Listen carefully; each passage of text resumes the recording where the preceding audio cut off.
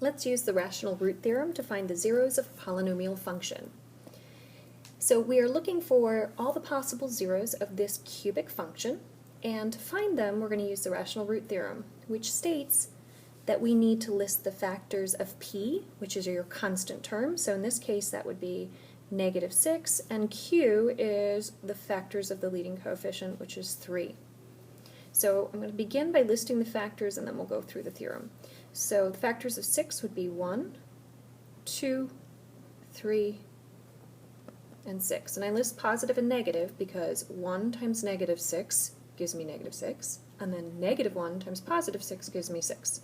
Now my factors of 3 would be positive and -1, positive and -3.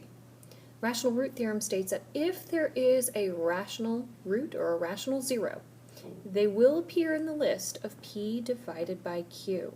So I have to list all combinations of the p values divided by each of the q values. So when I divide through by 1, that creates the same list. 1, 2, and 3, as well as 6, and it's plus or minus. Then I have to divide through by the 3.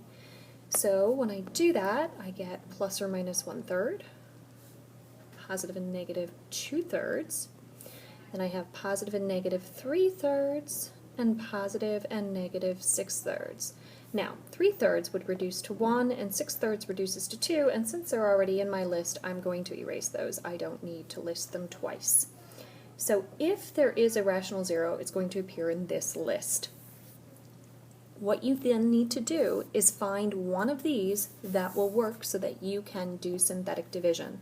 And when I say will work, remember that means that when I do synthetic division, I will have a remainder equal to 0, because if it's a factor, it goes in evenly. So pause this, and you may want to use the store feature on your calculator to find one that gives you a remainder of 0. So when I do this, I found that f of -2 has a remainder of 0, so this tells me that -2 is a 0. Okay, so I am now going to do synthetic division since -2 is a 0. And I pick off my coefficients of my polynomial function and bring down the 3. And repeat, multiply, add for the synthetic division. Gives me -2 times 3 is -6, add to get -8. -2 times -8 is 16, add to get -3.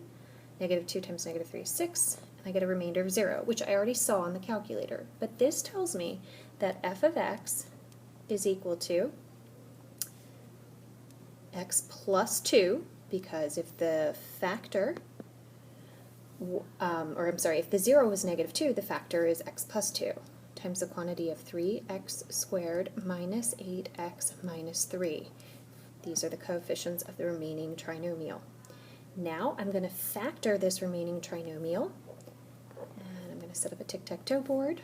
3x squared, -3, and -8x. Factors of 3x squared would be 3x and x. One needs to be positive, the other needs to be negative, and I'm going to try 3 and 1. Multiply across gives me -9x. Positive 1x does add to -8x. So my one factor is 3x plus 1.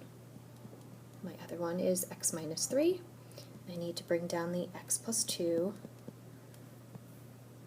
So my factors, here's my function in factored form.